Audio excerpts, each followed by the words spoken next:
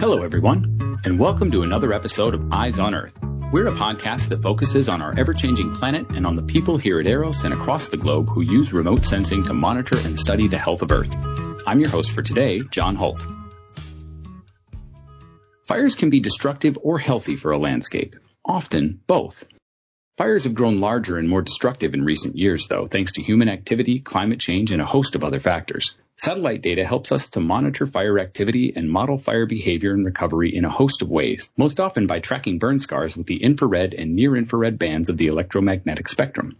But the study of post-fire plant life using remote sensing data goes further than fire mapping. Today's guest, Dr. Helen Poulos, is a plant ecologist with Wesleyan University who recently published a study on evapotranspiration in Arizona pine oak forest 5 to 7 years after severe fire and learned that post-fire shrublands had surprisingly high rates of water use. Dr. Poulos used data from the Ecosystem Spaceborne thermal radiometer experiment on a space station, which is also known as ECOSTRESS. ECOSTRESS data are available through NASA's Land Processes Distributed Active Archives Center, or LP DAAC, which is located at EROS. Dr. Poulos, welcome to Eyes on Earth. Thanks for having me, and I'm really excited to talk about fires and ECOSTRESS today. Wonderful, wonderful. Well, first, let's back up a little bit. Let's talk about your background. How did you come to be interested in plant ecology, and when did remote sensing catch your attention as a tool for studying plant life patterns? I spent a lot of time outside as a kid, so I camped a lot in coastal California with my family, and I'm an only child, so I ended up spending a lot of time alone in the woods. And I always was just fascinated by trees and understanding patterns of regeneration, and was always filled with these questions about how the forests that I play in and spend time in as a child and an adult came to be, how they are today, and what are the patterns and processes leading to our future forests. Graduate school was the first time that I started to understand that Earth observations could be used to understand processes that are going on right before our eyes. I really started to get excited about remote sensing. And one of the most fascinating things to me, I think, was to realize that I could take a measurement off of a leaf in my hands and scale that measurement to observations that were being taken from satellites.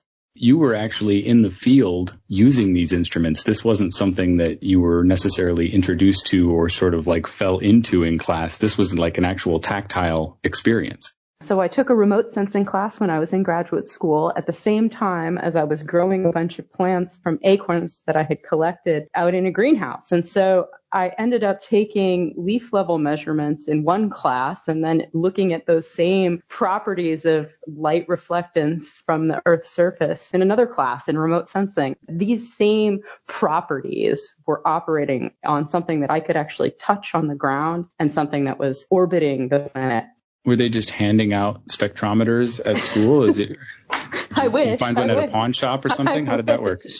No, so I've really been interested in plant physiology for a long time. And so throughout my career, I've really tried to amass as many tools, analytical tools as I possibly could in order to understand what makes plants work under different kinds of environments and under different types of stresses and after different types of disturbances. And so it just so happened that I was taking two classes that were sort of at 180s in terms of thinking about how light reflects from objects. I was really interested in how to use the electromagnetic spectrum to understand patterns and processes on the surface of the Earth.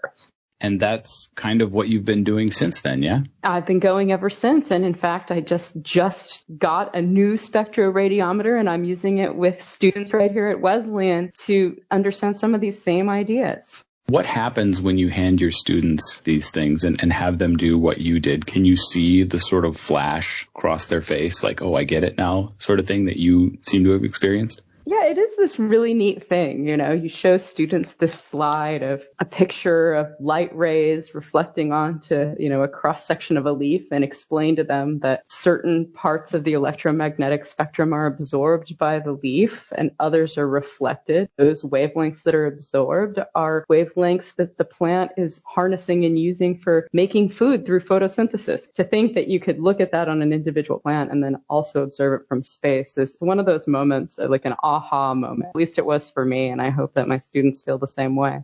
Well, let's talk a little bit about what you do outside the classroom here. Let's talk about the study in Arizona. Where did the idea for this come from? What made you turn to ECOSTRESS, and what did you learn? I've actually been working in this Arizona study site in the Chiricahua Mountains of southeastern Arizona for about 20 years now. Originally, my research questions were really focused around trying to understand 20th century changes in forests there due to fire suppression. So Smokey the Bear, people putting fires out, people excluding fire through grazing. And so the site in the early 2000s had experienced over 100 years of fire removal or fire suppression. So there hadn't been a fire in the Chiricahua Mountains since the 1920s, essentially. Over the last 100 years, the lack of fire caused an increase in fuel buildup, but not just surface fuels, but also live fuels. Lots of trees have regenerated due to the absence of wildfire. That was really my focus, is to try to quantify those changes. Like, what were the changes and how far away from historical conditions have these forests become? Fast forward to 2011, one of the hottest years on record with regionally synchronous fires throughout the Southwest. And we come to the Horseshoe 2 fire, a very, very large, very severe fire that burned almost the entire mountain range in the Chiricahua Mountains. This sort of signature fire event has really caused some very dramatic changes across the landscape. My colleagues and I were working after that fire to understand and quantify what the changes were, and then to start to understand some mechanisms that could be responsible for some of the patterns that we were seeing. We're seeing a big change in the vegetation complex. For centuries, we saw these frequent fires really promoting a mixture of species of both pines and oaks across the landscape. However, this very hot fire that burned at very high severity, which is quite uncharacteristic of historical fires that were usually frequent, low severity, sort of creeping fires that moved across the understory. These high severity fires have caused a transition in the vegetation complex. And so places that have burned really, really hot, or that burned at high severity, meaning they killed a lot of vegetation, what we're seeing is some conversions away from the mixed pine oak forest after the 2011 fire in this landscape. And across the West, we're not seeing a lot of pine regeneration when pine used to be prevalent prior to these contemporary fires. And so that's a big cause for concern. So I've started to look at that mechanistically to try to understand what are the physiological processes that are going on that are explaining why oaks are doing well and pines aren't doing very well. And ECOSTRESS is really just another lens for thinking about that. ECOSTRESS offers the opportunity for us to look at plant water cycling across the post-fire landscape and understand how wildfires really change the hydrology of sites. You were looking at an area that hadn't seen a lot of large fire activity for years and years and years and years, thanks to fire suppression, maybe some other factors. And then a whole lot of fires happened at the same time, including a very large one. And what happened afterwards was significant. There were changes that maybe we wouldn't have expected. And you were trying to figure out why, what's going on here. Exactly. Why? And so ECOSTRESS is really one of those tools that lets me look at the why factor. What did you find out with ECOSTRESS? One of the great things about ECOSTRESS is that it allows us to understand how water moves from the soil to the atmosphere.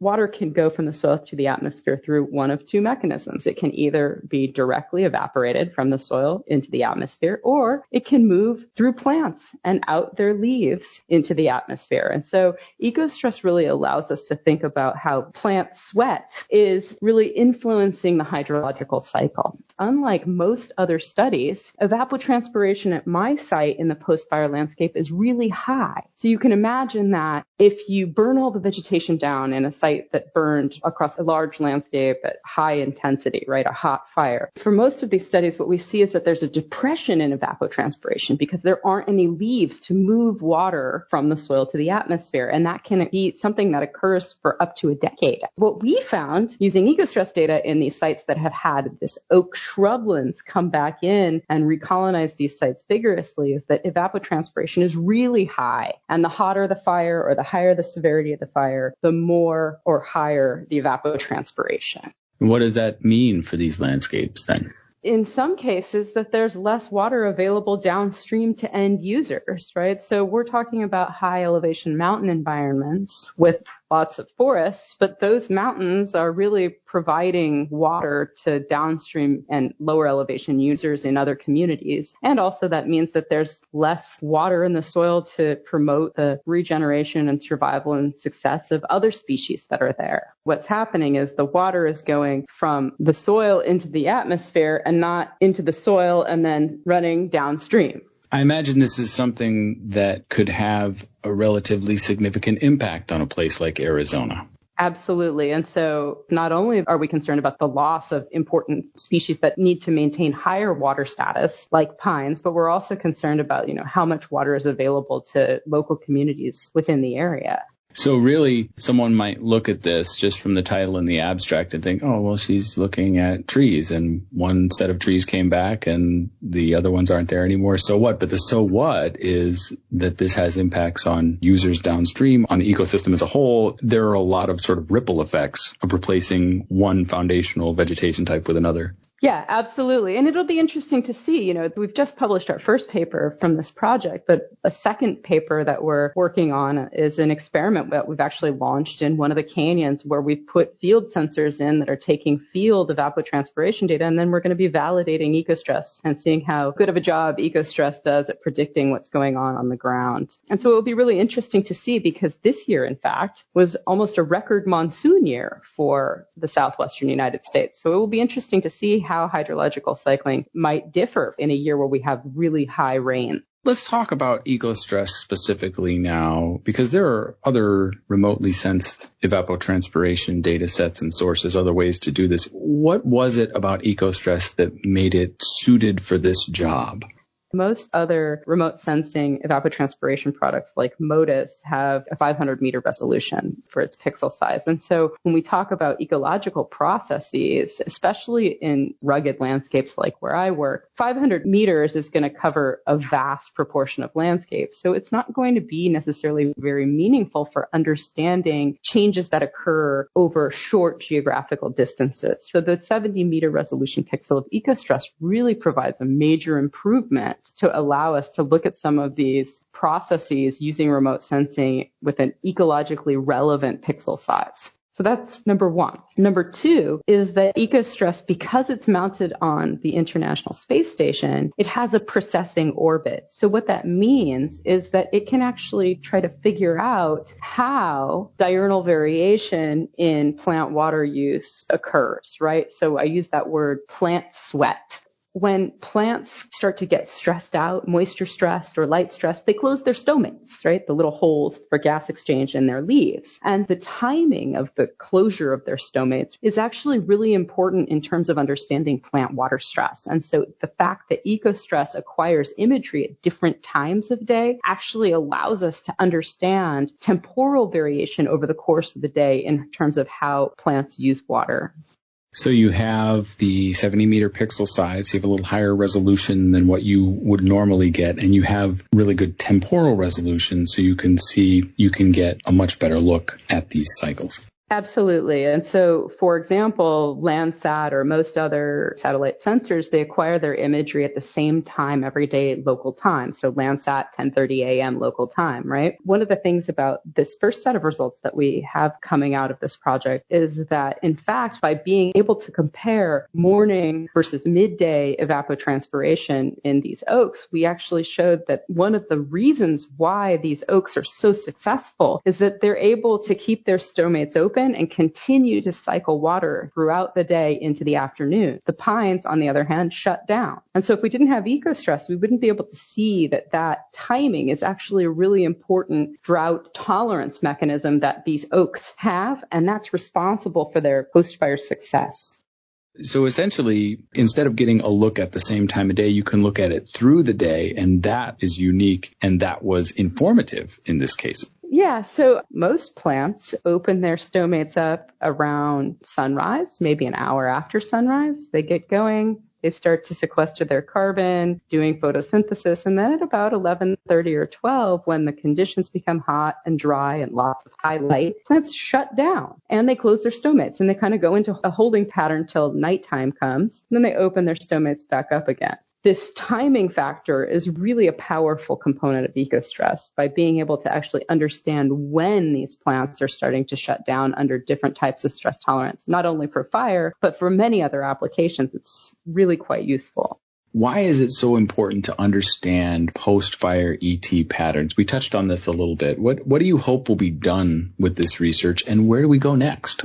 One of the really interesting and exciting things about remote sensing in general is that it provides this opportunity for you to scale observations, right? And so I talked earlier in our discussion about scaling a leaf level measurement to space observations. But the same thing is true about most remotely sensed imagery, is that it offers this opportunity to understand patterns and processes across landscapes. ECOSTRESS is really powerful in terms of post-fire recovery, right? Not just at my site in Arizona. That paper that we wrote this year was really about laying a foundation for thinking about how we could use ECOSTRESS as a tool for understanding post-fire recovery or trajectories of change. That can be really useful for landscape monitoring and for landscape management focused on trying to maintain healthy ecosystems and healthy forests throughout the southwestern U.S. and the West. It sounds like you have some more plans for more publications. You're looking a little deeper into these questions. What's coming up next? One of the next things we'd like to do is to try to understand how contemporary wildfires are influenced by these hydrological variables. So throughout this conversation, I've been talking about post-fire dynamics, right? And how we can use ECOSTRESS to understand post-fire recovery. But we can also use ECOSTRESS and the land surface temperature sensor itself to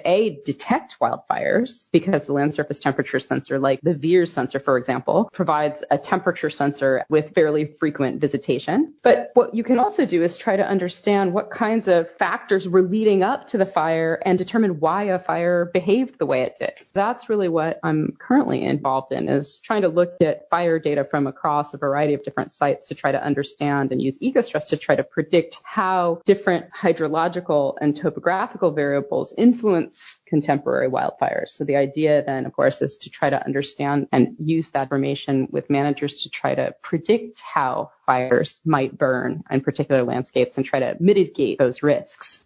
So we know that the trees that are coming back across this particular landscape are much thirstier, and that has implications for people who might actually use the water, need the water. But now we maybe need to think about what that's going to mean for the next fire to have that as a replacement. The main thing is that by using remotely sensed evapotranspiration data, we can sort of understand how certain landscapes or certain locations or certain vegetation types might be at risk of future wildfire. So now I'd like to talk about your advice for someone who is interested, like you are, in the plants and the trees and maybe hasn't considered remote sensing. Go take a remote sensing class, stat. No, I'm just kidding. No, I mean, it's interesting because I have students come to me saying that they want to learn remote sensing. They want to use remote sensing. And there's no time like the present to just get out there and do it, right? I mean, there's definitely one of the challenges, of course, associated with remote sensing is that there is a learning curve and there are analytical tools that you need to know and understand. And that's why I said, go take a remote sensing class. But at the same time, I would say remote sensing offers this really amazing opportunity to look across vast landscapes. Go do it, take measurements, learn about different images. I sort of stumbled upon ECOSTRESS myself. I'd used the more traditional Landsat and Modis products, and then I just sort of found out that there was this new sensor that had been launched that takes interesting ecologically relevant data. And so I got on the chain and became an early adopter for the imagery and just basically taught myself how to use it. I would tell any young, ambitious person who wanted to learn remote sensing to go out, get an account at LP DAAC and start downloading some data and start working with it.